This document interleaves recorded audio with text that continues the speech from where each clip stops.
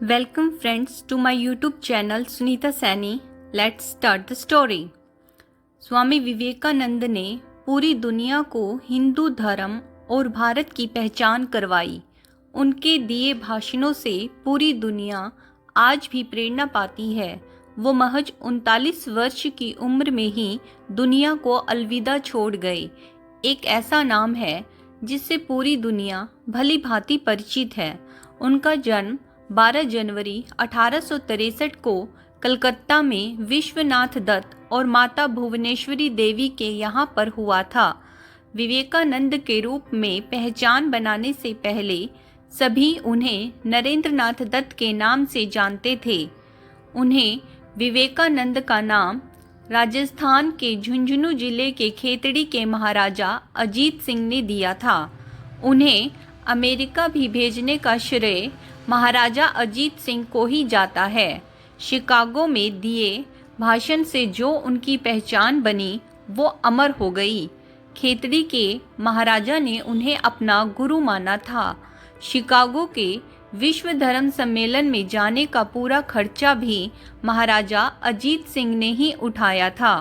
Chicago में दिए गए भाषण के बाद अमेरिकी मीडिया ने उन्हें साइक्लोन हिंदू का नाम दिया।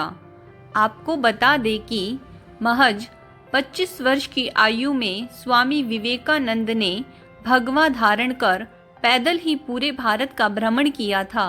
उन्होंने इसकी शुरुआत 31 मई 1893 को मुंबई से की थी। उनके जन्मदिन को राष्ट्रीय युवा दिवस के रूप में मनाया जाता है। उनके बारे में कहा जाता है कि एक बार एक व्यक्ति ने उनके चरण में गिरकर पूछा कि वो बहुत मेहनत करता है, इसके बाद भी उसको सफलता नहीं मिल पाती है। इस पर स्वामी जी ने कहा कि पहले तुम अपने कुत्ते को घुमा कर ले आओ, फिर मैं इस सवाल का जवाब दूंगा। ये सुनकर वो व्यक्ति वहाँ से चला गया। कुछ देर बाद वो व्यक्ति वापस आया तो उसका कुत्ता काफी हाँफ रहा था।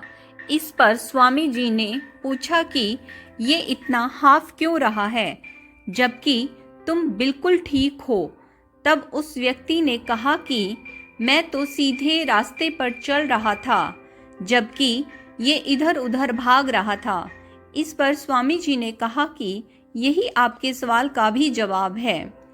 जब आप अपने लक्ष्य को तय कर उस पर सीधा आगे बढ़ते हो तो सफलता हासिल होती है, नहीं तो केवल थकान ही होती है। इस पर उस व्यक्ति ने स्वामी जी के चरण पकड़ लिए और कहा कि आगे से वो इस बात का पूरा ध्यान रखेगा।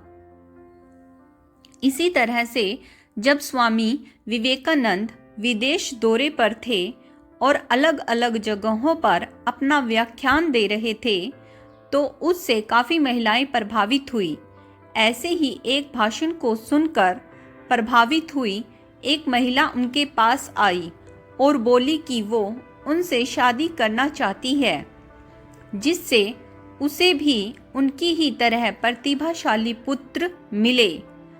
उस महिला की बात सुनकर स्वामी जी बोले कि वो एक सन्यासी हैं और इस वजह से शादी के बंधन में नहीं बंध सकते, इसलिए वो पुत्र बनना स्वीकार कर सकते हैं। ऐसा करने से ना तो उनका संन्यास टूटेगा और उन्हें भी पुत्र हासिल हो जाएगा। ये सुनकर उस महिला की आंखों से आंसू गिर पड़े और वो स्वामी जी के चरणों में गिर पड़ी और बोली कि आप धन्य हैं, आप ईश्वर के रूप हैं जो किसी भी बुरे समय में भी विचलित नहीं होते हैं। स्वामी विवेकानंद महज 39 वर्ष की उम्र में ही दुनिया छोड़ गए थे। बेलूर में गंगा तट पर उनका अंतिम संस्कार किया गया था। इससे करीब 16 वर्ष पूर्व उनके गुरु रामकृष्ण परमहंस का भी यहीं पर अंतिम संस्कार किया गया था। Thank you friends, have a nice day. I hope you like this story.